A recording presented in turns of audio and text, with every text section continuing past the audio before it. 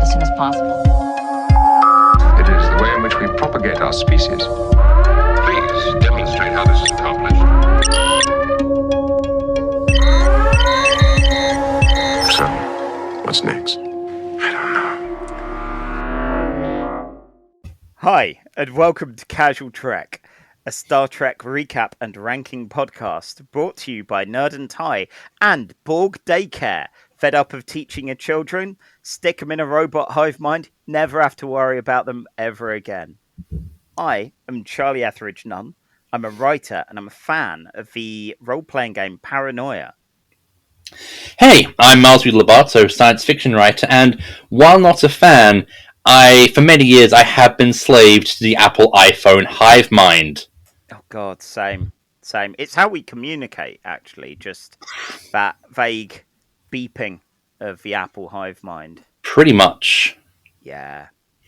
It's fine, but Apple themselves are terrible. Apple is evil. Okay. Yeah, so each episode we watch stories from 3 different Star Trek shows and rank them on a big list of best to worst. We both love Star Trek, but it's far from our first fandom, which makes us the ultimate objective voices on such a task. And Miles, what are we doing this episode? Well, we are doing an episode on a race of biomechanical monsters who travel the universe, taking people, assimilating them into their collective, replacing their organic fleshy bits with nice metallic bits. We are, of course, talking about the Cybermen. The Borg. I should have known it would go into Cyberman places. And yeah, that's good record time for bringing up Doctor Who on here. Yep. Yeah, indeed. We are looking at the Borg today. But before we do that, Miles, what non-Star Trek thing have you been enjoying since we last spoke? Well, I have actually been rereading one of the greatest comics of all time. I am, of course, referring to Alan Moore and Dave Gibbons' seminal and oft imitated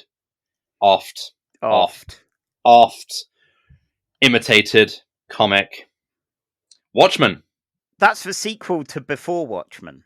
It's the prequel to that Jeff Johns classic, Free Jokers. Doomsday Clock. Oh God, yeah, that comic where Mary Marvel gets to see Dr. Manhattan's penis. Yup. God. Like I have been reading an issue a day, just so I can properly savor it, not rush it, and just kind of take it in. And here's my hot Watchman take.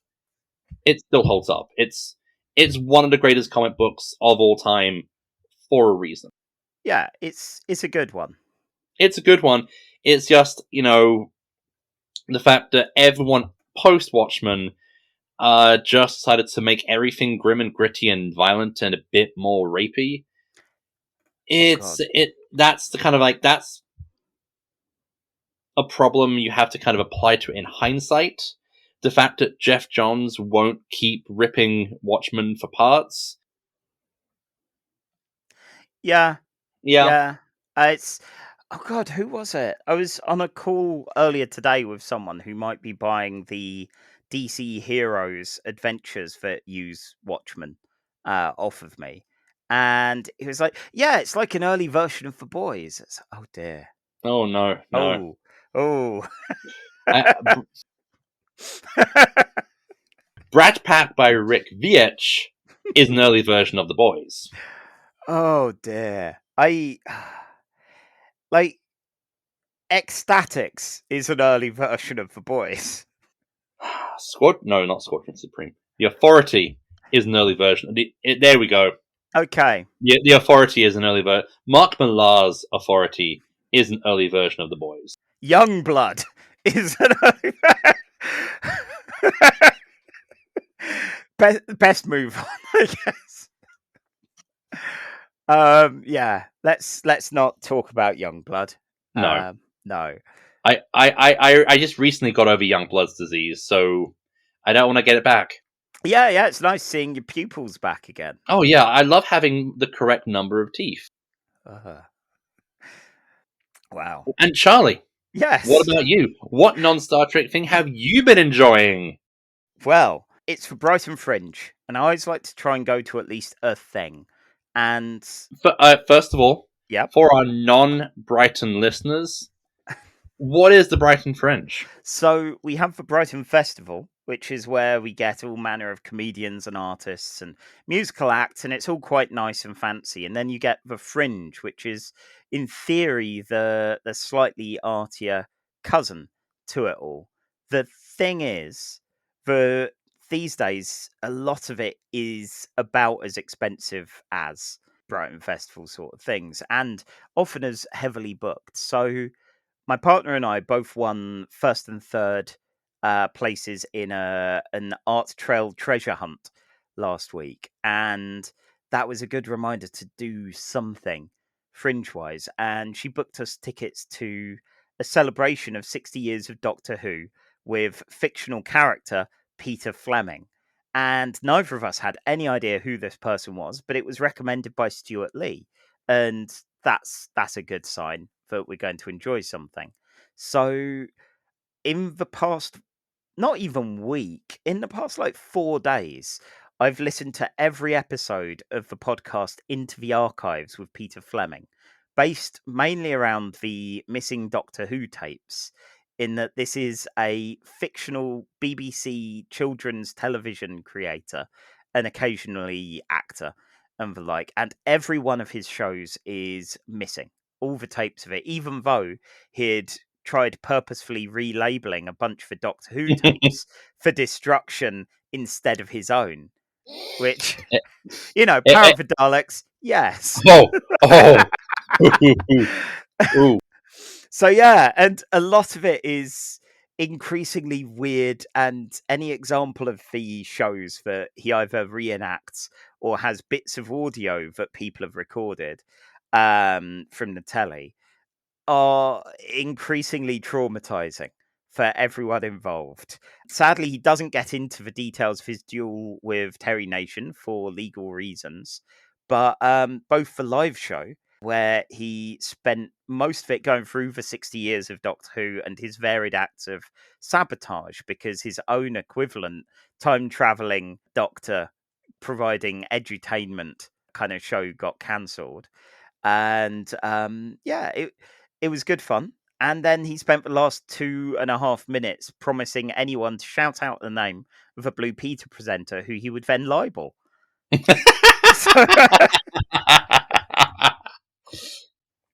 Oh man, yeah. I hope someone shouted out Peter Purvis. Okay, because then it's liable against a Blue Peter presenter and a Doctor Who companion. Wow. Yeah, the ideal for him. That was good fun. And I definitely recommend Into the Archives. Once you're done, of course, listening to Casual Trek. Speaking of which, we ought to actually get on with Casual Trek. We actually have to talk about Star Trek? I know. This is not what I signed up for. So, we're talking about the Borg. And of course, that means we ought to start from the very start. So, our first episode is from Star Trek The Next Generation, Season 2, Episode 16, titled Q Who? It's from the 8th of May, 1989. Jesus wept. I would have been 8 years old at that point. It was written by Maurice Hurley, directed by Rob Bowman. The UK and US number one hits are Eternal Flame by the Bangles for the UK and Like a Prayer by Madonna in the US. Both pretty good songs. It's always, I forget that TNG came out at the very tail end of the 80s. It's always a show that feels quintessentially 90s to me somehow. It's weird because I saw most of it in the 90s or the very early aughts, and there's a kind of timeless oldness of it. The original series has that very 60s action, props, music, acting, all of it, and this just feels old in a non-specific way. Where it could have been 10 years ago, it could have been 30 years ago. As it turns out, it's closer No, to the latter. it could have been made. It couldn't be from the last 10 years because it's brightly lit. True, and we can see what people are doing. So that's our first episode. Yeah, and I'd best crack on with it. All right, I got a timer set here. As always, you have 5 minutes. I've just seen my note.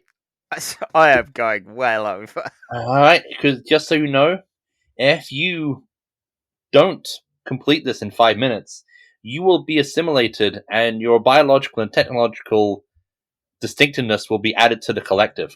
I mean, that feels worse for them than me, frankly. I wonder how long we're going to make it through, like, this entire episode talking about a collective and not making a Ben Shapiro joke. Wait, hang on. I've got one. I've got the perfect Ben Shapiro joke. Ben Shapiro. Yeah, fair. Okay, on that note, engage. So, welcome to the Enterprise, Sonia Gomez. She is breathlessly excited about being on the Enterprise in engineering. She's overly polite to vending machines and ends up spilling hot chocolate on Picard. I was like, is this going to be a thematic through line? No. Picard goes into a turbo lift in a weirdly video game third-person mode and exits in a shuttle in the middle of nowhere. Oh God, it's Q. He's back. Q who? Yeah. Q is who. Anyway, yes. LaForge gives a bit of a pep talk to Sonia in 10 forward, and Guinan's there acting a bit weird and spacey. She senses something's amiss, which is, it's Troy's beat, but fine, we'll forgive her this time. And she phones for Bridge, who has a bit of a look around and realises we've mislaid our captain. Oh no, best stop, have a look for him. Is he under the sofa? Anything like that is always the last place you look. Check the sock drawer. Exactly. Q is just out in the middle of nowhere in space, loving irritating Picard, playing with a bouncy ball, and says he's got a great offer for him. And Picard's like, fine, if it's just a chat, that's all right. And they're in 10 forward, where Guinan hisses angrily at Q. And does weird kind of angry finger pokey hands up kind of thing. Guinan's angry cat hands. Yeah. And there you go. There you go. Episode title: Guinan's angry cat hands. Okay, Q does the same back as they've got previous with one another. Riker and Worf turn up to join the conversation. Riker just smirking at this whole thing, as he is wont to do. Q, as it turns out, wants to join the queue. No. Just no. Even without powers? Still no. He's a terrible person with or without powers. And where would he work? All of this is beneath him, in his opinion. And Q reckons he'd be a good guide because, they'll need it. Especially, again, snap, 7,000 light years away. The Enterprise is sent spinning, hurtling, 2 years of travel from the nearest starbase at the edge of the neutral zone. And, so where are they? Well, Guinan knows and suggests get a wiggle on, best get going home. And Picard is very Starfleet. He decides, no, we got some curiosity. We will do the 2-year trek back, but let's have a look at this planet full of ruins. And Guinan's like, no, get the fuck out of here. These ruins have no life. All the tech's harvested. This is similar to some ruins at the edge of the neutral zone, and that's bad. It's too late. There's a big cube, like a big cube in space. It's jarring. You don't need to be aerodynamic, but there's something alien about this, which we've not seen before. Thing is, there's no life on board. There's no space for bedrooms, for people at all. And when Picard hails them, he also taps in Guinan to say, hey, check this out. And she says, yeah, that's for Borg. They, killed, wrecked her people, scattered what's left of the stars. And, just, again, book it, JL. Get out of here. Unfortunately, it's too late. A Borg's in engineering with a wibbly scanning arm, and a crowd forms to kind of have a bit of a look at it, including LaForge, Gomez, Picard, and, of course, Q, who just mocks how little they know about this. Picard volunteers Worf to 1 minute left. Great. to check it out, and Worf sends one of his subordinates to check it out in turn because he knows better than doing this himself, and it doesn't go well. They kill the Borg, and another Borg appears to finish the job. They're weird, and no one quite knows what to do with them. And Troy's like, "Oh, they're part of some sort of weird collective," and Picard's like, "Ooh, could my crew be a weird collective? There'd be less insubordination here." Anyway, they're going to leave finally, and that goes awry. A tractor beam starts pulling them back, and the Borg like hole punch a section out of the saucer and drag it away. The Enterprise start firing on them and blow enough cube to stop any of the tractor beaming, but 18 people are dead. And somehow not Gomez, who I so thought would have died in this episode. Apparently not. So yeah, the cube's powered down, and again, Picard's curiosity gets the better of him.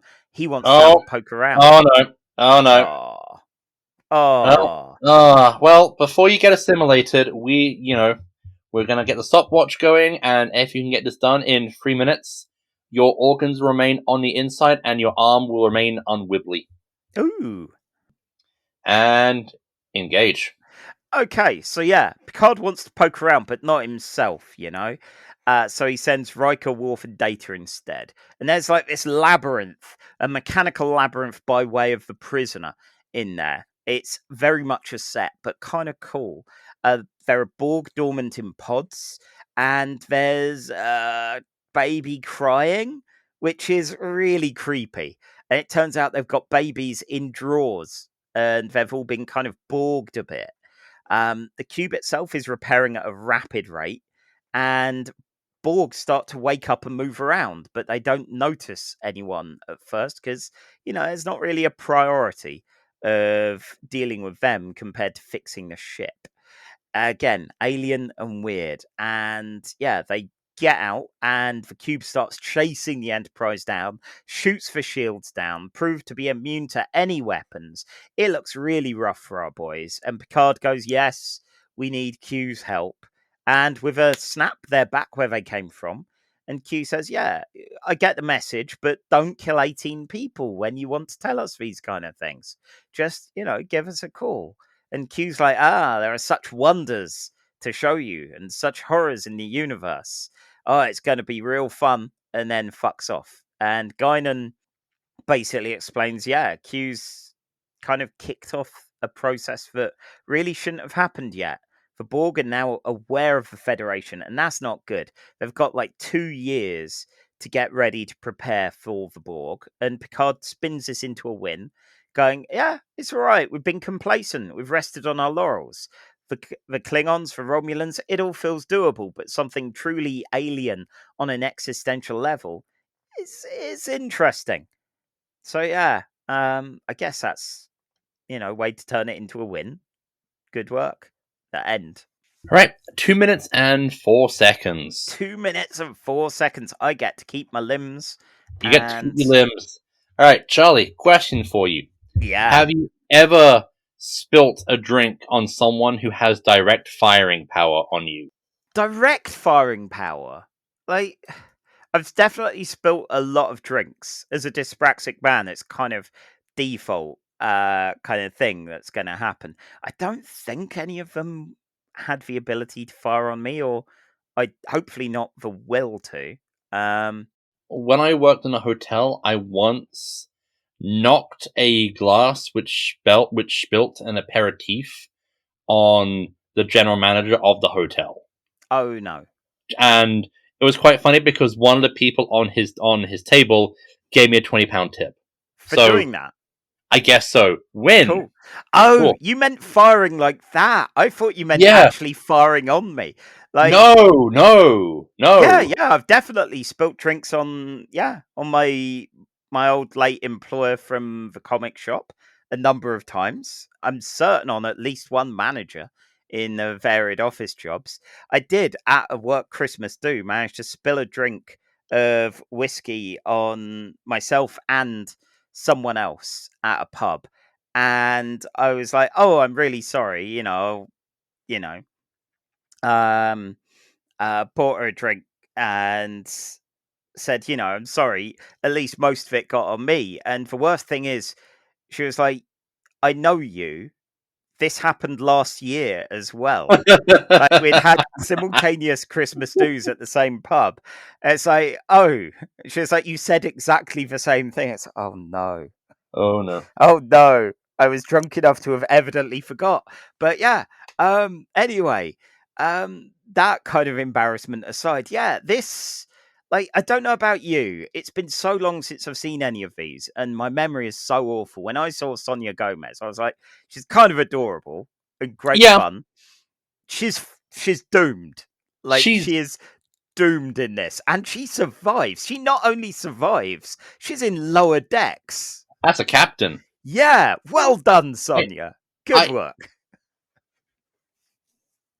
Knowing where the Borg kind of go from, it's like when you watch early Doctor Who, and you see introductions of villains who are gonna go on to become villains, and they start off very kind of OP, and then they progressively get less so over time. Okay, this can be the second time I refer to the Cybermen. The Cybermen can't get shot with bullets. You have to kill them by exposing them directly to radiation. By the end of the classic series, they're being killed by Ace with a slingshot and gold coins. So there is a when it comes to these villains, especially when they're this powerful, there is an amount of the trope badass decay. And, because you have to make the wins believable. And I forgot, because the Borg are very chatty, and become more and more sort of, have more and more personality as the show progresses. So they're really creepy and unsettling in this episode. It feels like they went out of their way to go, what is quite alienating, what's quite different with it all, and the cube, the fact that they have people roaming around their ship and they don't care. No, they're busy doing other things. They're optimizing their strategy and their build to go. It doesn't matter. You got 3 people running around. We can just do this and just repair and chase down and assimilate everyone. We don't really see the assimilation here. I think the assimilation is something that they kind of like. It's one of those things. I think it's from Best of Both Worlds when Picard gets turned to Locutus, that assimilation becomes a thing. So it's one of those, like, we're applying what we're gonna know to what is later. What is to. Yeah. So I don't know if that was originally going to be part of the plan for the Borg, or it's just something they made a story decision about, and that became one of the big factors. But the Borg baby in the drawer is a properly unsettling image. The moment, because I take notes while doing all this, so I have subtitles on, and I just looking up and just seeing baby crying. I was like, oh no, like out loud. It's like, oh no, oh that's horrid. Because it's really interesting and really jarring, and I think when I messaged you kind of before about this, I was saying about Voyager kind of defanging them a little, and I don't know whether that will necessarily be the case, but it's Picard's nemesis, these guys, that kind of thing. I think the defanging starts in pretty much starts around about TNG, when after Best of Both Worlds, and then I think Voyager just overuses them. Yeah, which is is the downside of having a good enemy, is that the show then has to get kind of they get weakened. Because they can't be this all-powerful thing every single time they show up, if they show up. It's the great paradox of the Daleks. They are the deadliest all-conquering race of inhuman killers in the universe. Like they are a power like on level with the Time Lords. Yeah. But they get blown up. They get defeated by John Pertwee once or twice a year. Oh, yeah. Our respect to John Pertwee, though. Of course. Yeah. I mean, it's fascinating seeing them in this way, and this incredible sense of existential threat. Like space, as we've seen watching these episodes, space is big and fucking weird. It's not this lovely formalized everything fits in nice little boxes in Star Trek. But from watching the first these two early seasons of TNG, I feel they're a lot weirder and stranger than the show becomes. That's one of the reasons why I really like watching season 1 of TNG, despite the imperfections, almost because of the imperfections, because you have a much less polished show and universe. And so it does go into these strange places, like having the guy from Fleetwood Mac play a fish alien, or just any of the weird stuff in season 1 or 2. It feels like space is scary. Yeah, I do wonder if there's an amount of Bowman and Braga exercise so much control by Voyager and Enterprise that it feels like there are so many kind of you cannot do X, you have to do X, that it means writers can't go just balls out weird with it. And then of course not as much. And then of course you have to deal with 90s TV standards and practice. So you're going to be hampered again. Then you're making a show which you want to advertise to children, which you want to market to children, and so you're going to have to tone it down again. And then so you just slowly chip away at the parts which you chip away at those hard, rough edges to make it a bit more softer. Maybe I do wonder sometimes if some of those restrictions, I'm definitely not calling for a return to the Hays Code of a Comics Code Authority or anything, but sometimes you go, this is something primarily intended for a young audience, like a bunch of kids or anything like that. And the horror of the Borg, if it where I'm at in my daily reading of X-Men comics, I'm about 3-4 months after the Comic Code Authority is removed, and there's a kind of ugly adolescence that immediately sprung up. Kind of, hey, yeah, guess what? This new X-Man is a sex worker. Oh my god, we're going to blow up all of X-Force in the first issue. So some of these things are better ideas than others, but there's a definite kind of, we can, I can stay up as long as I want, and I can even say a swear kind of attitude to it, which having to make Q Who work for all ages doesn't make it any less disturbing. This one I think works all eight. I think the most unsettling after the Borg. I think the most unsettling part is Picard essentially just begging to Q, help us. Yeah, we can't. We can't. It's a really strong ending, and I think it's one of Stewart's best slight best performances that I think we've seen in the show so far. And it's not a heroic monologue. It's not this moment of, it's not a speech of gravitas. It's a very refined and cultured man who looks like he's about to snap. Yeah, it's Q is a capering trickster.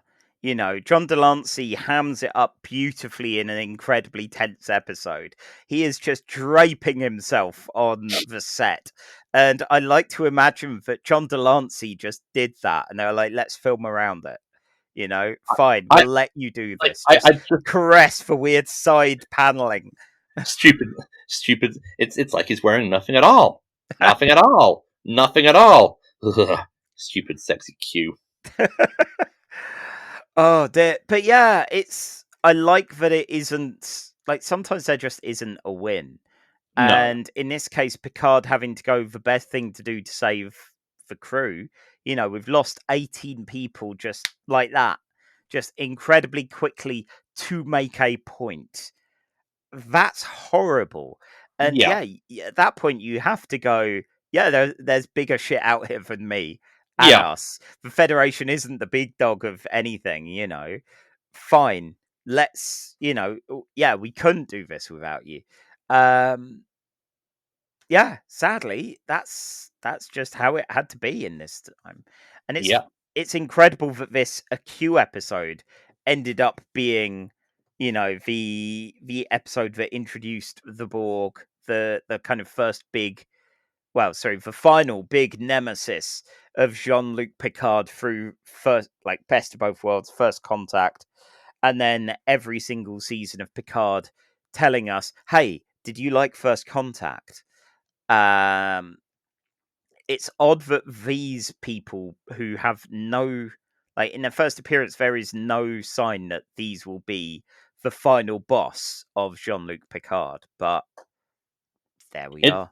It's serendipity. Like, the Dalek, like, for better or worse, the Daleks put Doctor Who on the map when, like, the silly bug robots weren't expected to catch on. Yeah. Like, it was just like their design and just how they were just cottoned on there's to the audiences. But, in a way which any attempt Doctor Who has made to repeat the success of the Daleks has failed. Because no one gives a shit about the Quarks. No, there's something uniquely fun and weird and standout about the Dalek appearance, similar to the Cybermen in that respect. There's something, there's been a lot of variants of the Cybermen over the years, but it still goes back to the weird handlebars on the head, tinfoil body kind of look. Although now you can really play up the body horror, which they can only ever refer to, like, in the original. Like, I think since we've been doing this episode, I've been thinking which is better using the basic same concept, either the Cybermen or the Borg. I think the Borg are more intimidating as an actual force. Yeah. The Cybermen do kind of terrify me on an existential level, because what they do is essentially take you, cut you up, cut you apart, like, physically and in your brain, and make you into an emotionless zombie, essentially. It's just that they end up being easy to kill with gold coins. Yeah. And as we see with Star Trek, when you get people who have been assimilated and then brought back, it's again much less terrifying. Like, I think there's an episode of Voyager when Janeway, B'Elanna, and Tuvok let themselves be assimilated, and they're fine 2 episodes later. Whereas, like, with the Cybermen, once you've been turned into a Cyberman, there's no going back because there isn't enough left of you to put in a shopping bag. Yeah, there is something physically more gruesome. Like, both take you apart in different ways. It's just Cybermen feel more thorough in we are taking all of these bits and putting them in a thing, and that's it. You are just the components rather than you're still mostly a person, but we're putting a wibbly arm on you and a thing on your eye and all that. And we do get a lot of the PTSD that Picard and Seven both have. Yeah. But not, I don't know, there is something for a children's show for children, something almost physically more gruesome about the Cyberman conversion. Yeah. Okay, so where does this get assimilated on the big list? Oh God, yes, our big list. This is a list of every Star Trek show and film, or at least it will be one day. For now, it is 48 entries, going from the number one spot, which is still Emissary for Deep Space Nine, all the way to, let's see, about the mid spot, which is Data Law for TNG, where Data meets his shitbag brother. And then finally, down to the bottom in spot number 48, we have Enterprise's Future Tense, which actually tries to do a bit of a Doctor Who reference and doesn't quite stick the landing. Right. Okay, so I'm going to start us out strong here. Mm-hmm. In the top 10 or in the top 20? Ooh, see, my pondering finger is going over spot 13 and Elementary Dear Data for going, that was fun. It wasn't entirely relevant to, the overall Star Trek history. Like this feels important as well as being a big Borg and Q episode. Like I think the Borg really, kind of catch on in the public consciousness of as part of Star Trek. Like on a par with the Klingons. Oh, they were so merchandisable back when I was in a comic shop. Everyone loved the Cube, and even with a generic Borg action figure, that would still get people all excited. So you're saying 13? I mean, that's maybe around that kind of thing. Like, what else have we got there? We got the cage. For the cage at 12, we have a mock time at 11. See, a mock time again, very iconic. Above it, we've got Preemptive Strike, where which we did last week, which is incredibly directed and an amazing character piece for Michelle Forbes and Patrick Stewart. And it's that thing of, I think the quality of Preemptive Strike is higher, but does that make it better in the list? Because yeah, that's where we break into the top 10. Yeah, like I don't know. I definitely think Q Who is better than Preemptive Strike. Okay, Like Preemptive Strike is good, but I feel it gets a little bit rushed. Whereas Q Who is this incredibly punchy, like 43 minutes. God, it does And so much. It tells a complete story. It tells a complete story, and then leaves it off with a really awesome, just a nice point. Well, it leaves things for other people to pick up. Yeah. Ideally, in 2 seasons' time, when about 2 years of character time has passed, and the Borg show up again. Oh, so there's such a great way that Patrick Stewart says the Borg. Oh God, yeah. Okay, like You're I about guess to meet the Borg. as far as importance goes, then what about around a couple of spots up? We have the motion picture, Ooh. which also has a massive existential threat. Mm. And again, Yeah, that's a classic. but the motion picture has McCoy's disco beard. Oh, and that outfit. Oh, that outfit. So Amazing. I think motion picture, like you're. Oh God, you asked me to compare to number 9 on the list is my personal favorite episode of Star Trek ever, which is The Conscience of the King. And I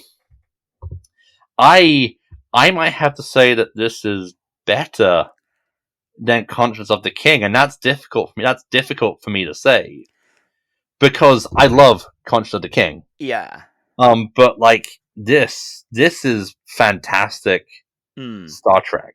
It's fantastic science. It's fantastic science fiction. It's weird. It pushes like the boundaries, and it's just unsettling. Shout out to Ron Jones for some fantastic music for this episode. There is some really good synth noodling here. Okay, I was purposefully skipping over Conscience of the King, knowing that was going to be a thing that hurt. Much like it hurt Picard to beg Q to be saved, I am going to beg to have Q Who beat the Conscience of the King on the big list. Okay.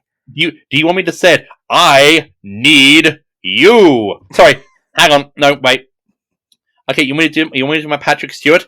I need Q Who. Oh God. Terrible. Okay. So better or worse than the motion picture?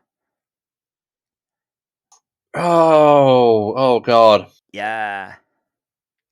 You can tell this is a tricky one where a lot of the time we can operate mostly on vibes with Like, these, and it's like the motion picture is all vibes, and I love its vibes. Yeah. I'm gonna have to say worse than the motion picture, because widescreen's sense of wonder kind of beats out, even though there is some fantastic sense of, like, the shot where you have Riker, Picard, and Worf walking along the corridor, and it just zooms out to see, like, the units and the pods just replicated en masse on shelf after shelf after shelf inside the Borg cube. Oh, just for the pedants, it's Riker, Data, and Worf. But who'd I say?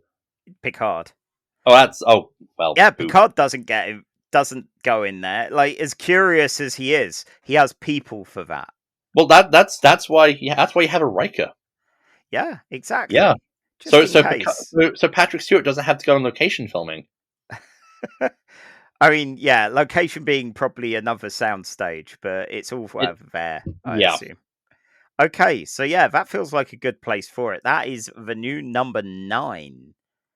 Then, although I will have to give one, like, little knock when Riker is having Wesley and Data do the search, and then it's like cut to a shot of the ship, and you have Riker saying it's been 6 hours in the log. Then it cuts back, and it looks like Crusher and Wesley and Data have not moved. It looks like no time has passed. It's just like, you can have had, like, Crusher, like, have a sandwich. Yeah. Or just he's having a walk around because he's been sitting in the chair for like 6 hours, so he needs to stretch his bloody legs. Oh, there. You would need that, wouldn't you? Yeah. That's where I've become a big fan of a standing desk lately. And seeing all those units and such in on the Enterprise. So yeah, okay. I'm beginning to feel it finally. After going, why do they all just stand and wander around? Actually, it's quite nice. It's nice. It's ergonomic. Anyway, on that note, that is Q Who done. So, what do we have next for our Borg episode? Borg? Smorgasbord? Borgersboard. Smorgasbord. Anyway, without further ado, what's our next Borg episode? We have Star Trek Voyager, Season 5, Episode 2, titled Drone, teleplay by Bryan Fuller, Brannon Braga, and Joe Manosky, and story by Bryan Fuller and Harry Doc Clure, and directed by Les Landau. UK and US number 1 hits. For the UK, it was Girlfriend by Billie Piper, unexpected Doctor Who connection here, and it says in brackets, my anecdote about Mad Andy. I don't have an anecdote about Mad Andy, so I'm guessing that's all you. That is. I used to work with someone at the comic shop called Andrew, but he was generally Mad Andy. Okay. He was our Magic the Gathering guy. Was he Mad Andy to his face? Only if you were in a bad mood with him. Oh, okay. Yeah. He treated the Magic singles like they were a museum and was offended if you sold any. And okay. yeah, one day he came into the part of the shop I was working at and said, "I had a dream about you." And so, oh God, Wait, about me? about me. Oh, that makes more Yeah, sense. it does a bit. And basically about how I'd been going on about Bewitched in his dream.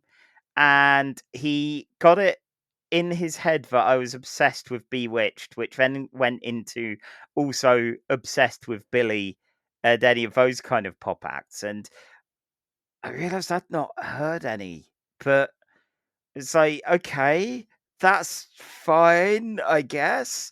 And it just wouldn't stop until I left years I later. don't know. I think he got it wrong because you're clearly obsessed with I Dream of Jeannie. Exactly. So yeah, I admit when I saw the name Girlfriend, my mind just went to the Avril Lavigne song because I cannot remember this one at all. Like, yeah, it's fine. Like 90s pop. It's like Yeah, late.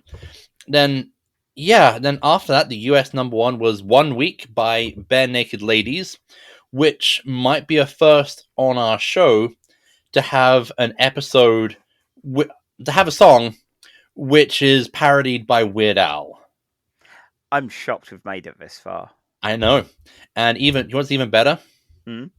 No Ed Sheeran. True.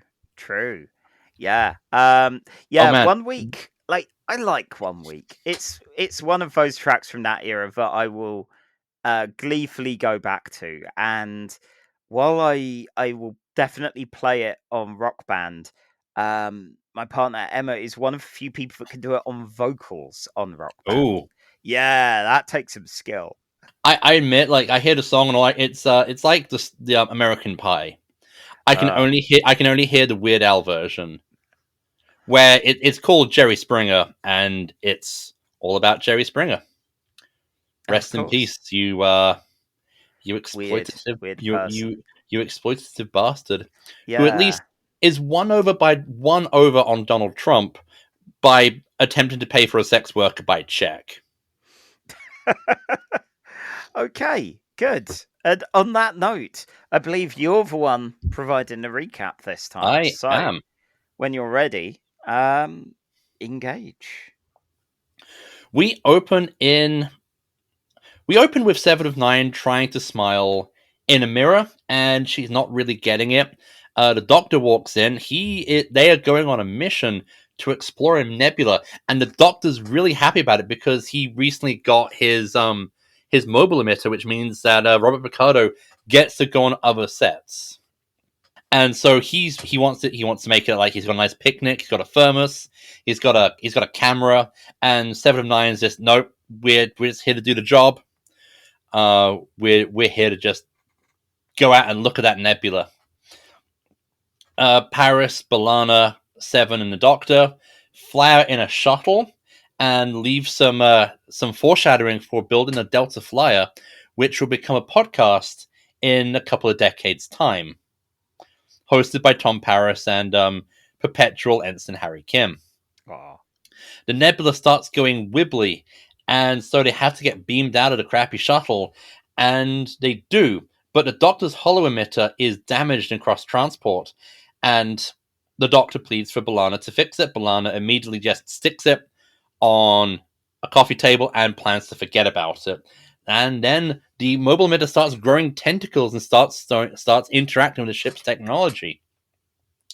Turns out, due to a mistake in the transporter, some of Seven's nanomachines and the Doctor's holo emitter got Jeff Goldblumed in the transport process, and now the mobile emitter has Borg bits, and so it's actually building itself a little Borg nook. A random officer comes in. He gets hit by Borg tubes and gets some of his DNA taken. So the little Borg nook is now growing a CG Borg baby, which looked like Charlie. You're a '90s comics fan. Yeah. Do you remember like the hologram little cards they had on some of the Marvel comics back in the day? Like especially, I think Fatal Attractions. Fatal Attractions, yeah. Yeah. Did that remind, like, the little CG Borg baby in the tube remind you of one of those 90s hologram cards? Oh god, yeah. Yeah, I had tons of the Batman Forever ones as well for some reason. So yeah, it's growing a Borg, but there's a problem. You see, the Doctor's mobile emitter is based on 29th century technology tech. Long story, TLDR, it's a previous episode. So this is actually not only just going to be a regular Borg, it's going to be a 29th century Borg, which could be good, could be bad. The Borg baby grows exponentially fast, and in a couple of hours, it pops out an adult future Borg, who tries to make contact with the collective, but there is no collective. There's just Seven. It's curious, and it wants it. It's like Johnny Five from Short Circuit. It wants input. It wants to assimilate data. That's data, the collection information, not data, the robot. Yeah, that'll be later in First Contact. That'll be later, or earlier in. That'll be earlier in First Contact. Oh wow. Yeah, because So Seven, starts like teaching the Borg drone, who chooses name One because there's only one of him, to interact with the ship, and the crew kind of like him. The Doctor's kind of mad because his mobile emitter is now kind of in the Borg's brain, and is part of his Borg makeup, so he can't take it out unless something horrible happens to the drone, which is never gonna happen at all. And the Borg, the drone One, keeps asking about the collective. He wants to know more about the collective, and everyone's kind of like, no. We maybe when you go ask your mother, ask your mother. Yeah. He's even getting on well with Neelix. That takes some doing, and everything seems to be going well. They're still researching the nebula, so they're not moving. And during a moment when One goes to regenerate, he starts setting off a Borg signal, which alerts a nearby Borg sphere, because they have spheres now. Yeah, the sphere flies over to kind of get this future Borg, and everyone's like, oh no, okay, the Borg are coming. Well, time to teach One about the Borg birds and the Borg bees. Oh, alas, time is up. Oh, great, I'm going to be assimilated. Yeah. Unless I do this in 3 minutes. Well, yeah, let's see. So, let's begin. So they start showing One all a quick Borg PowerPoint presentation, and the One is like, man, Borg kind of suck. I don't want to get assimilated and lose my individuality. So what I'll do is I'll upgrade your weapons and shields with 29th century technology. This is definitely not a temporal violation of the Prime Directive. No. But unfortunately, it's like when I try to run an advanced game on my old PC, or when we try to have Zencaster work on Charlie's PC. It's just like, no, the technology is too different from each other. It's going to keep crashing. And so One goes, okay, by the way, you remember when I said earlier I have a personal personal transporter? Well, transport away, babies. And he teleports onto the Borg sphere, finds a nearby terminal, plugs himself in, and starts blowing up the sphere from the inside. Well, the Borg sphere goes straight into the nebula and is crushed by the gravitational forces. He survives because he had a series of force fields to protect himself, but while his metal Borg bits are fine, his organic human fleshy bits are not, and he chooses to die because he is too dangerous to be around, because the Borg are aware that there's a 29th century Borg running around. Oh, and they'd love that. They'll love that, and they'll keep hounding Voyager to get him. So while the Doctor and Seven plead to try and help him, One puts up another force field so they can't save him, and he dies. It's much to Seven's distress, and the episode ends as it begins, with Seven looking in a mirror, and she's not smiling. Charlie, I have a question for you. Oh, just 1 sec. That's 2 minutes and 18 seconds. Oh, so close, so close. All right, Charlie. Okay. My question is this. Did you ever think in your life you would ever watch an episode of Star Trek Voyager when you're thinking, I might cry? Because this almost did it. It was a good one. Like the end when Seven is pleading with One to stay alive because it's hurting her, and he says, "You will adapt." I'm like, might cry. I might. That's like, wow. Oh, that's a rough one. I'm like, wow, a genuine emotional moment in Star Trek Voyager. Not even Tuvix gave me that. Tuvix was all right, but yeah, this one. I know Bryan Fuller in interviews has talked about the difficulties he had with some of the higher ups in Voyager, that he needed, that there was almost too much humanity. Like, he needed to dial a bit of that down. Yeah. And was, busily working on what would end up being the wonderful show Dead Like Me, which would be my first experience of him not doing a Star Trek.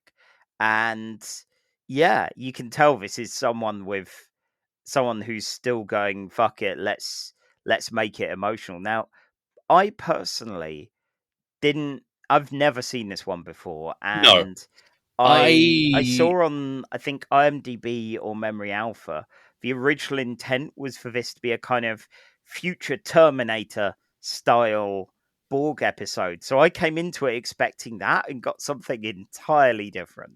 No. Well, you kind of got Terminator 2.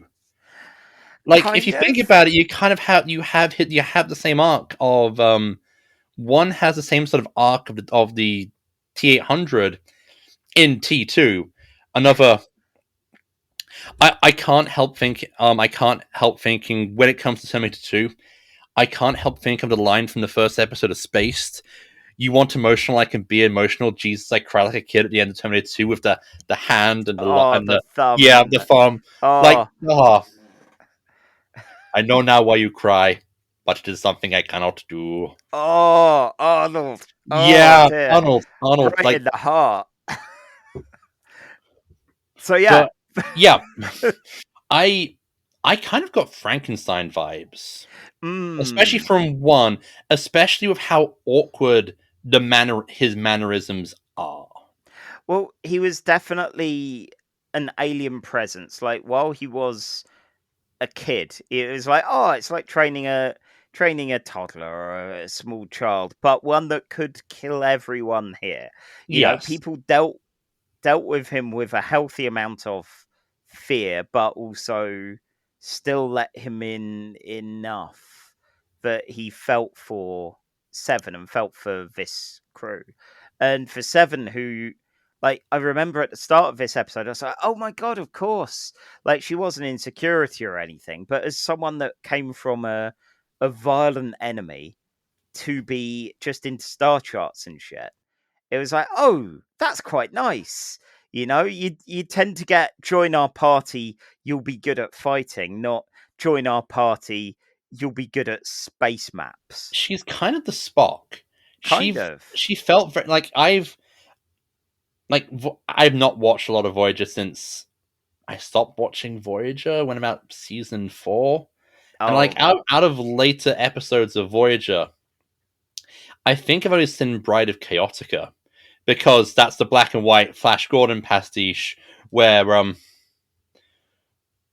Kate Mulgrew basically kind of drags it up as Chaotica, and it's another Bryan Fuller joint. Of course. But I kind of got shades of Boris Karloff as the creature. Yeah, I mean, people don't talk about One so much as far as these kind of things, you know, compared to like Lau or Hugh. Or Hugh, yeah. And it's an interesting one because he is with us for a very short amount of time. At the start of this, seeing Seven looking in the mirror and practicing smiling did bring me distressing memories of being younger and having that exact same experience. I don't know if you're someone that has also done that kind of, I'm trying to smile and not look weird with I'm it. trying to smile and not look like Arnold in Terminator 2 when he tries to smile. Yeah, Yeah, exactly. As a very awkward youth and a now very awkward middle-aged man. Yeah. It felt distressingly relatable. It's kind of like why I like wearing face masks when out in the Ah, world, especially in customer service, because I don't have to smile. I could be blowing you a raspberry. I could be mouthing "fuck you" under my mask, and you're not gonna know, and it's great. nice. So yeah, definitely a good Voyager. It felt I don't know. It was an odd one time-wise. It does feel rushed Yeah. because it gives us like 30 minutes getting to know one, and then by the time you get to know him, it's like, well, gotta kill you off. Yeah. You kind of the problem is being the sort of continuity like equilibrium distortion equilibrium sort of style of these sort of shows. You know that he has to go, Yeah, and and you just don't know how. And it, as long it as it's done well, that's fine. and I think this was done well. Yeah, Like, this is definitely not like the Doctor's daughter, the episode of Doctor Who from like the fourth season with Catherine Tate, when the Doctor gets a cloned daughter, played by an actress who is going to marry David Tennant in a few years, and is actually the daughter of the fifth Doctor. And the moment the Doctor opens up and starts accepting her, you know she's toast. She's dog meat. yeah. She's not. She's not going with him in the TARDIS.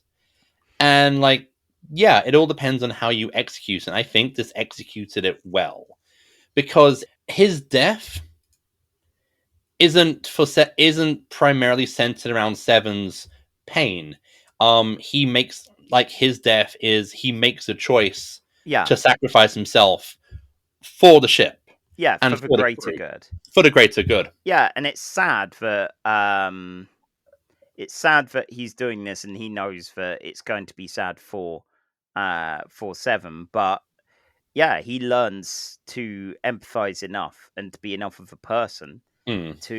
to go, yeah, fuck, I have to die for all these people, and Like I'll do it too. like you will adapt. Mm. That's a kill. Oh, it's a That's a ki- beautiful that's an line. that's an amazing bit of like single line of dialogue for a show like for this era of Trek, which I kind of just sort of mentally write off as going, yeah, with the exception of DS9, there are like no emotions being had. They're basically action figures with like plastic Y-fonts molded into their beings. It's nice when I'm like, oh right, these characters can be human. Mm. They can almost reach the emotional heights of Babylon 5 or Blake 7. I'm just going to let that one fly. Yeah, so on that note, moving along quickly, on our list, where do you reckon this goes? I'm looking at Tuvix, and this is like Tuvix has some good emotional moments despite Tuvix, um, but I think this is probably better. This is definitely better than okay, I like how under Tuvix, which is number 17, the Voyager episode Meld is at number 18, and in the description of what it's about is a line from Hannibal, also by Bryan Fuller. Oh, gotta love a bit of Hannibal. I need to rewatch Hannibal. Fuck yeah. I need to rewatch the first two seasons and finish the final season. Mm. Oh, it's a wonderful season. I I'm looking at number. Okay, I'm looking at elementary deer data. Oh, okay. Like in episodes of the show where it creates a character and then tries to make us care enough about the character that its plight can tug your heartstrings at the end. I think this might be better than Elementary did Data. While not as fun, I feel it's the better episode. Yeah, God, I swear, if it gave us a few more minutes to go, oh God, what's going on with Moriarty, actually? You thought this was Moriarty's a dark, evil mastermind, but he's an artificial intelligence that has become aware and does not want to die when you hit, exit game. That could have been a lot more fun than it was. Before we quickly put this on the list, I want to highlight the scene with Harry, Kim, and Chakotay, where it turns out Kim's been leading the night shift, and apparently he's good at it, and apparently he makes them call him Captain Kim, which is, I don't know, I found that funny. It feels like a lower decks character behavior. I don't know. I've been that guy at when I worked at Starbucks. I've been that guy. I'm the guy who has when he's gone on break, have very loudly said, "I'm going on my lunch until I return. The espresso machine's in charge." Okay. I mean, I'd say I can't relate, but when I used to run the Brighton NaNoWriMo lot, I did have a crown made. So, we all get like that occasionally. Yeah. Like, it's fun, and then you go, then you have Chakotay say, "Okay, Captain, back to being an ensign," and that just feels like he knows. Chakotay knows. Chakotay knows that Harry's not ever getting promoted. Ever. Especially now. Like, doubly now. Oh, God. Yeah, I do wonder if at any point, if the wrong messages are taken from Picard Season 3 and the future of the Star Trek universe is just references back to old stuff, if someone decides to try and fix that by having like Admiral Kim or something. Oh God, no! I want it to be Ensign King. I want him to be the oldest ensign in Starfleet. No, maybe have him have kids, but they are now the endless ensign. Like, it's been passed down. No, like, he retired as an ensign. No, and he has kids, and the kids are admirals at his age when he was still an ensign. He was just slumming it, partying with Paris, who didn't help with any of that. No, don't hang out with the Tom Paris of the group. But yeah, so Elementary Dear Data, better than that. Are we looking at, we got a couple of big ticket items with the Cage and Amok Time here. Yeah, I think Elementary's our ceiling here. Yeah, and honestly, for Voyager, that's still impressive. It is. We have no better Voyager episode currently. No, and the current best episode of Voyager is Tuvix at number 17. I shouldn't laugh because I did this, but yeah, that says something. Okay, so that puts it at the new number 14 on the list. Number 14 for Drone. Yeah, we need some kind of chart show sort of voice doing that. I'd say that I would be the person to add it. I might add some echo. Number 14 is Drone. There. Okay, that's a fun thing for future Charlie. For our third episode of the night, we have a surprise appearance of the Borg in Star Trek Prodigy. Yes, the Star Trek CGI show for kids. Is it going to be as disturbing as Q-Who? We'll see. This one, it's Season 1, Episode 12, titled Let Sleeping Borg Lie. It aired on the 3rd of November, 2022. It was written by Deandra Pendleton Thompson, directed by Olga Olenova and Sung Shen. The UK and US number 1 hits are, for a modern episode, ones I already knew, which is shocking.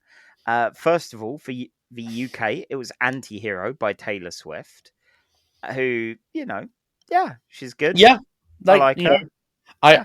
I'm not a closet Swiftie, but like she's good. She deserves her songs are good. Yeah, I'm not like Yep. one of her weird, terrifying horde that if you anger, it's like Left 4 Dead. But Man, yeah, she's the good. eternal question: who is the worst kind of rabid fanboy, Swiftie, or the people on Twitter who are still annoyed about Zeb Wells' Spider-Man? Oh, I thought you were going to say about Last Jedi. Oh, Because I no, think no. they win. I know better to never mention Last Jedi on anything electronic and digital Oh, because fuck. They're going they'll to come find for you. me. The algorithm will find us. Oh, no. Oh no! What if this is how we get an audience by mentioning Last Jedi, and we get a million people subscribing and following us, just to go? Actually, the Last Jedi is the worst film I've ever seen. Oh, dear. You know what? If the Last Jedi is the worst film you've ever seen, you're lucky. Yeah. Because I have seen some shit. Oh, God. Anyway, so yes, that's Anyway, the UK one. The US #1 hit was Unholy by Sam Smith and Kim Petras. A fascinating #1 hit for being done by a non-binary and trans couple of performers. Ultimately, I don't give a shit about Sam Smith's music.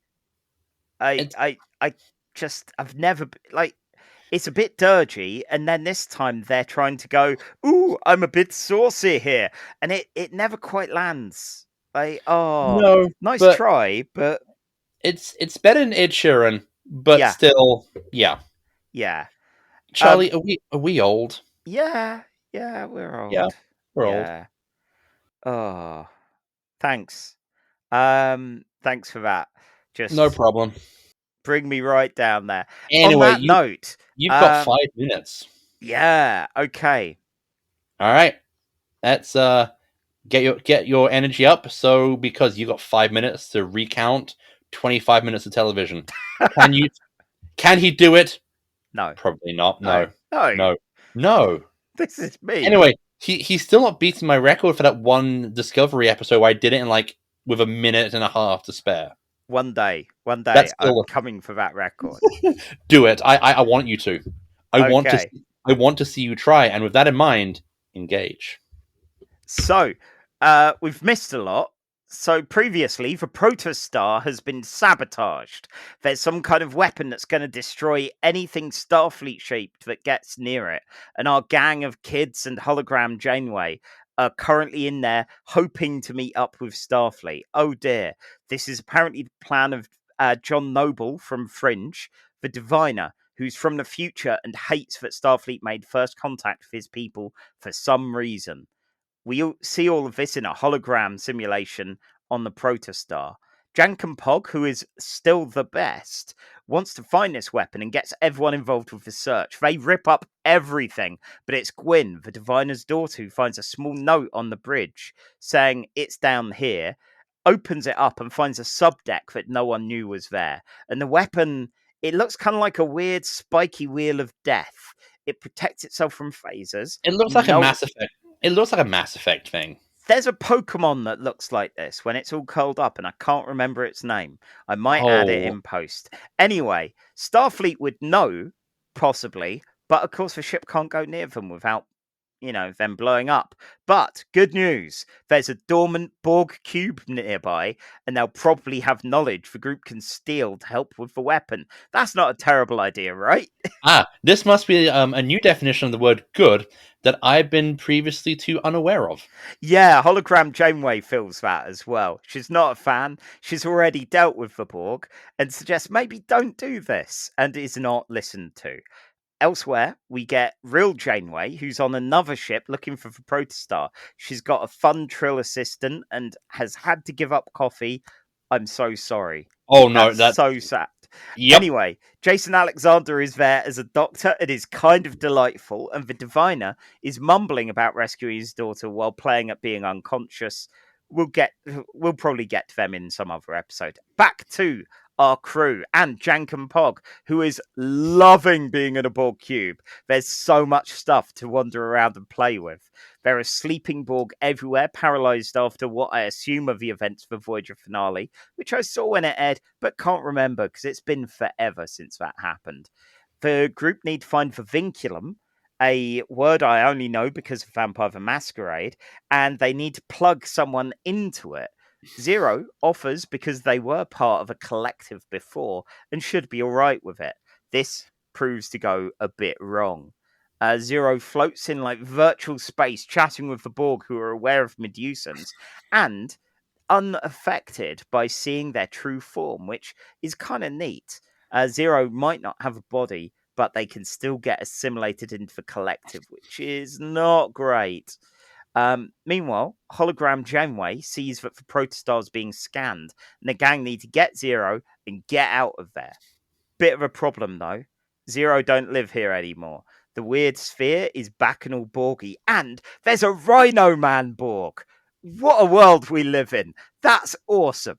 Like in Q-Who, the phasers work once and then they're useless. But luckily, this ragtag crew of kid-friendly, like space dwellers, like whatever. Space teens. Yeah, space teens have their own unique weapons, like Jankum Pog with a flamethrower and Gwyn with knives and Rock Talk with Charlie, fists. quick question. Uh-oh. This ragtag group of strange space teens, are they the strangest teens of all time?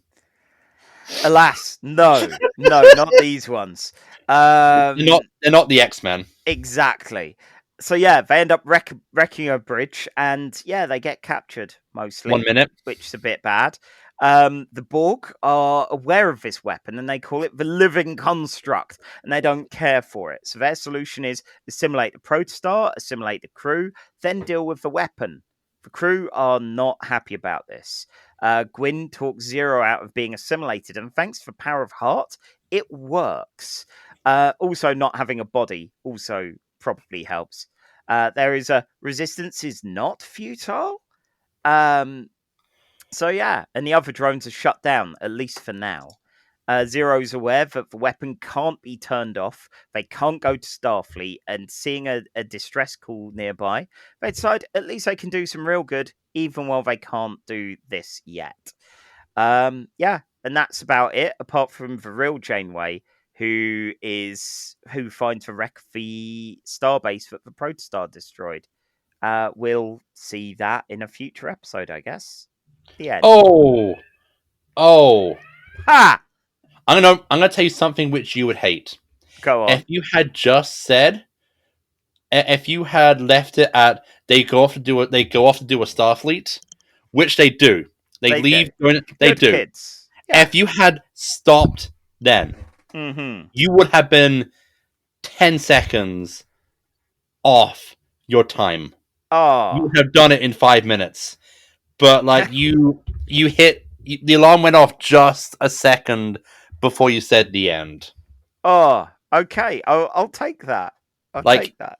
You get a win. Like you're getting there. Wow. But, so 1 second over. Okay. 1 second over. That's all right. Miles. Charlie. They've got a Rhino Man. They have, and it's not a Jadoon. Like, it looks kind of like Marvel Comics' Spider-Man's the Rhino, but a Borg. There's a Rhino Borg. Like, what is this? Is that a thing? I guess so. Like, in the credits, it just says Rhino Borg, so I'm assuming it's its own species and not something that's pre-established. Yeah. Or are we going to see like some 1960s makeup with a Rhino Man in it? Oh man, if only. Oh, I desperately hope so. So I have a question for you. Yes. If we did like a casual Trek themed Halloween costumes each, what is your costume and why is it Jankum Pog? I mean, because Jankum Pog's the best. He's so much fun. He's smart with technology and terrible at everything else. is great. He's one of those people that you have to have because the plot needs to continue, and he will run around and push all of the buttons. He is maximum Derek. He is. Jason Mantzoukas is delightful. And as someone that, the more I see of this, going, why are Tellarites one of the core founding Starfleet species when we never see them? And here we got one. And he's great. He's a good one. Clearly the makeup. Yeah, oh god, definitely the makeup. Definitely the makeup. Well, it's like Andorians, where you get bits and pieces of them, but not much outside of Enterprise and the occasional kind of and Lower Decks. We get a lot of them in, like that's a cartoon. Yeah. Starfleet Academy had a lead character that was an Andorian. Back Is that in the 90s. The PC game? No, the Marvel comic. Okay. Back in the day. Gotcha. I thought you meant like the Starfleet Academy, the PC sim, which I've always wanted to but never played. Yeah, no.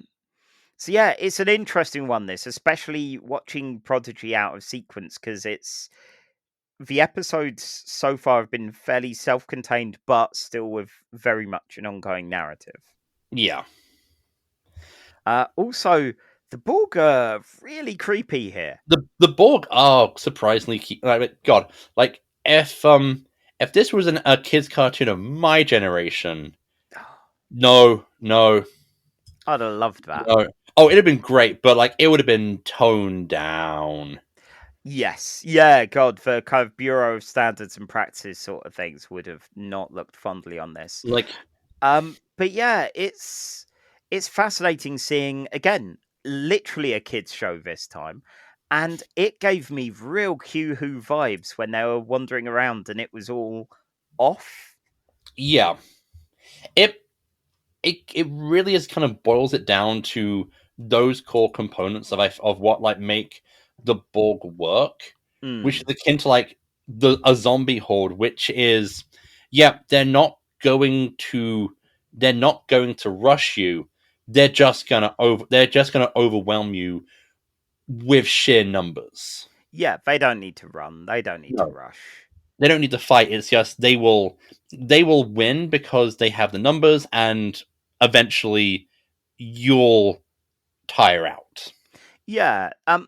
The turnaround with Zero and having them start off going, oh yeah, it's all right. I used to be part of a hive mind, so I'll be resistant to this. To used to be part of a hive mind, and this is going to be more of a relapse than anything else. I was worrying. Like, I don't know how they would have fixed it aside from the kind of power of heart sort of thing.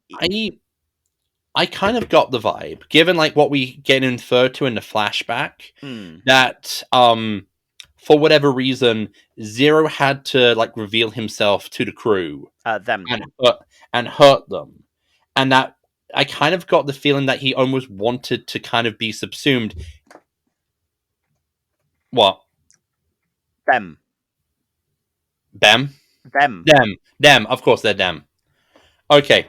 That they wanted to be subsumed into a hive mind so they wouldn't have to deal with the responsibility, with feeling responsible and feeling the pain of having hurt their friends. Yeah. Like that's pretty strong for a kid's show. Yeah, that kind of, you're feeling pretty shit now. You've let some people down. You could just have this drink.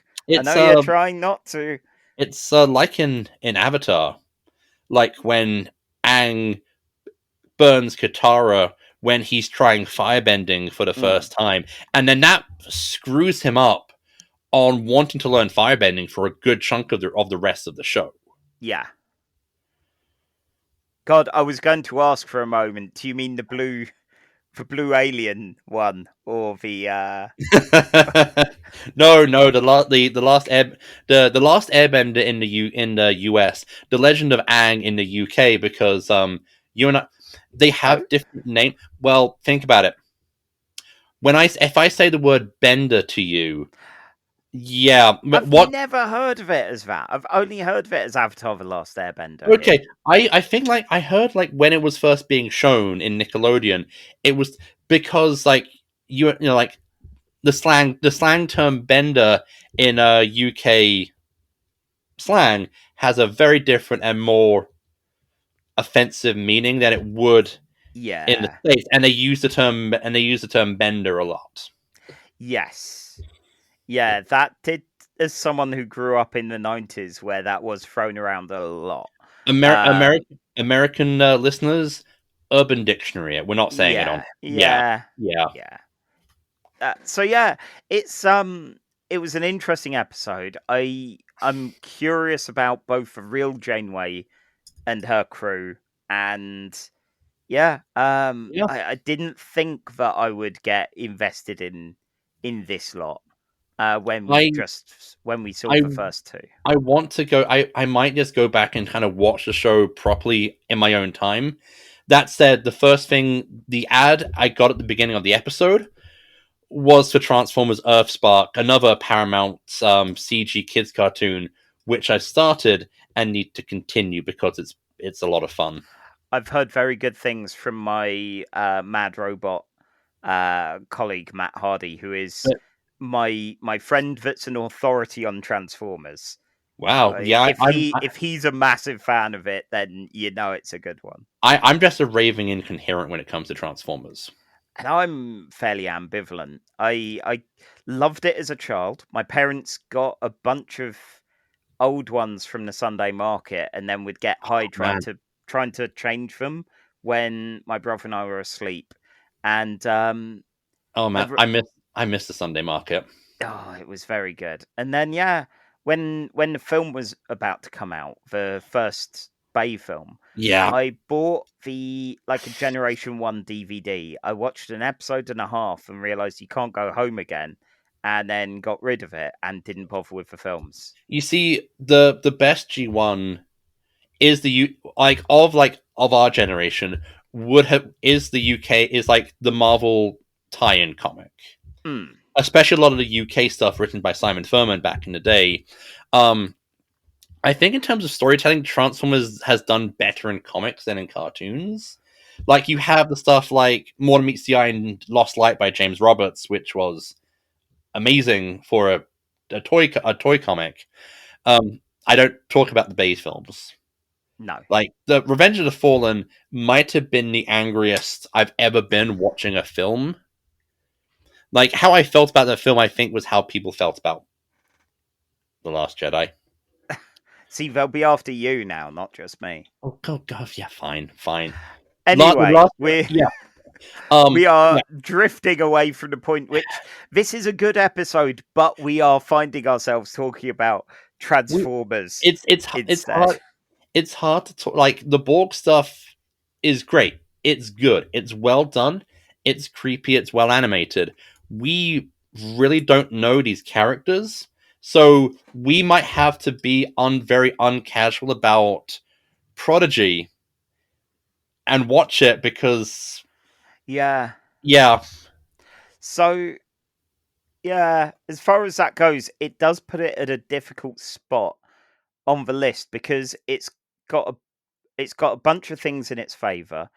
It's still not very self-contained, and just by the merit of by the format of this, does mean any very not self-contained plots are going to suffer a bit, as we've seen with Discovery. Yeah.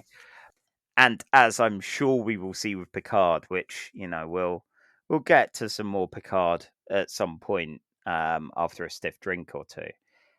But yeah, I guess it's that thing of, do we have a spot on the list of, it's fine, it's not really much of anything? Okay, I think I've got a number. Mm-hmm. All I have to say is Alan Moraine. Oh, come on, God! Come on, you have to say it. Those are the rules. Alan Moraine. Alan Moraine. Yeah, so it's not. I don't know what we've got. Above that, we do have Beyond the Farthest Star, which is another cartoon, and it's another one which goes into a whole bit of nothing.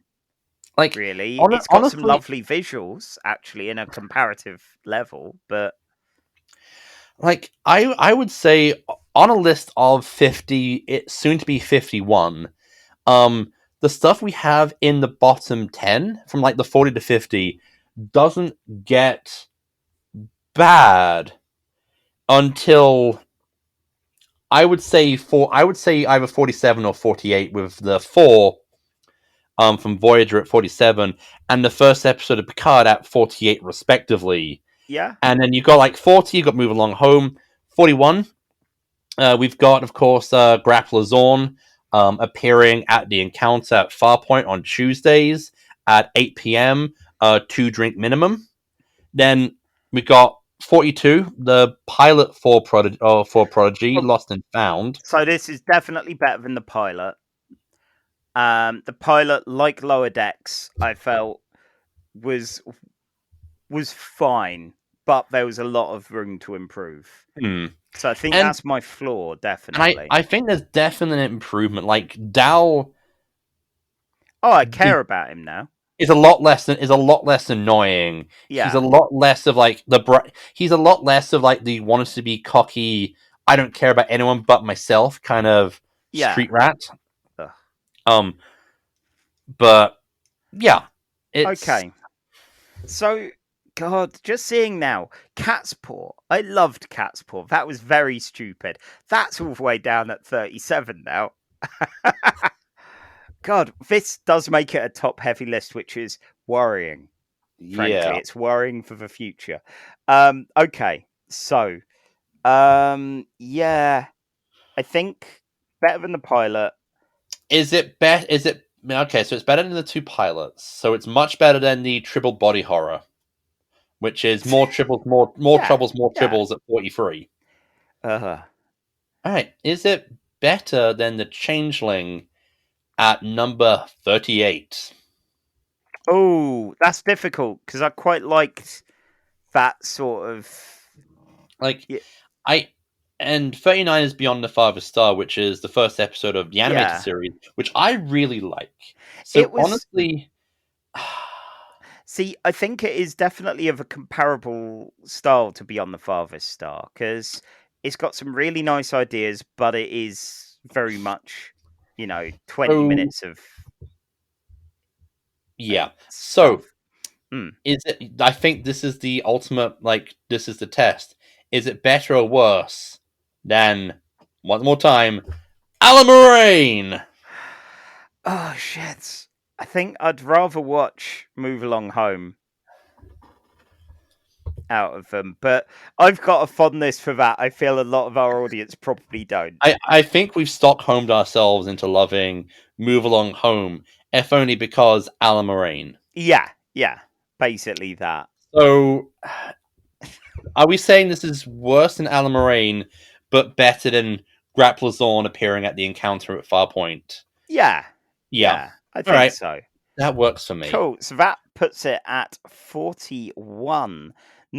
As we said, not necessarily a bad showing. We definitely had a good time with the episode. It's just we do have a lot of good and a lot of middling episodes here. I think with the more story arc heavy, modern Trek shows, I think at some point we're then going to have a sub list on comparing seasons. Ooh, I'm already wondering if we might have to do a completely separate episode and ranked list for short treks because they don't deserve to be on this. Yeah. But once I manage to get a DVD of them or something, because we've got no adequate way of seeing them over here, unless you want to take to the high seas.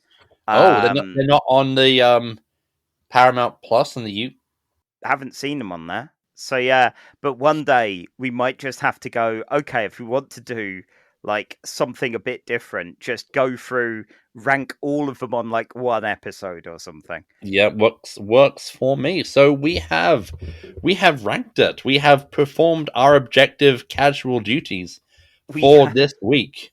Yes, this self-imposed duty that we have made, we have done. So, with that in mind, that's it for us. Until next time, where you'll get to hear us talk about the phenomenon I genuinely didn't know existed because I'm that much of a casual, aside from just the vague knowledge of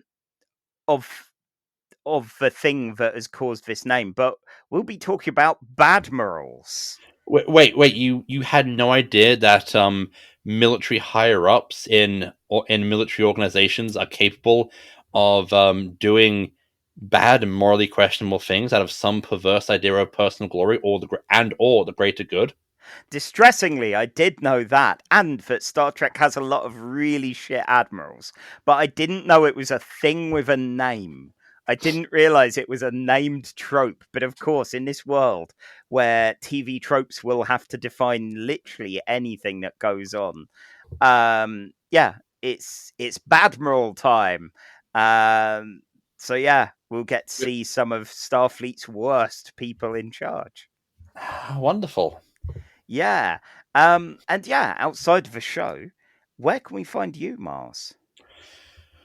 Well, I just want to say I want to do a supercut of all the times we've advertised ourselves on Twitter, because I want to see the slow progression as we lose hope for Twitter. You can find us, the show, on @CasualTrekPod, all one word, on Twitter. You can find my personal Twitter account on @ManMiles. I am also, you can find reviews, short fictions, and opinion stuff on my blog at mareadlobato.wordpress.com, which thank God isn't Twitter. And yeah, that's where you can find me. And Charlie, where can the good folks find you? Well, at the moment, apart from on the men's room floor. Wow. That was supposed to be confidential, Mars. So you can find me at Twitter at Charlie_EN, where I'll post about X-Men most of the time and probably go on some rants about indie RPGs. You also he's reached Morrison, so I've reached Morrison and Chuck Austin soon. Oh, it's God. going to be fun. It may not be good, but it's going to be fun. And then there's Morrison just to enjoy the rest of the time. But yes, so there's that. There's skyshark.itch.io for my comics and role-playing game supplements. And then Faked Tales, where I am trying to review RPGs a bit more because I miss writing about them and I keep seeing indie RPG. Well, you keep buying them. I do, and I love them. And then when I want to look at them, look at what people are saying about them online, there's not enough being said. So I do feel a need to do that myself. So yeah, that's it for me. Oh, and if you like what we do here, and you want to support the show, you can hear hopefully the quality of Mars's mic at the moment, but most of the tech we have, we're still at the whims of Zencaster, and my PC is a smouldering heap that even the Borg would reject. So, if you want to help us out a bit and even suggest either a theme or an episode for us to build a show around in dedication to you, the listener, then you can always go to our Ko-fi page, which is in the show notes. And yeah, so that's it from us. And yeah, now we're removing ourselves from this collective. It's time to go do a Starfleet. And live long and have a jelly baby. You've been listening to Casual Trek by Charlie Etheridge Nunn and Miles Reed Lobato. Music by Alfred Etheridge Nunn.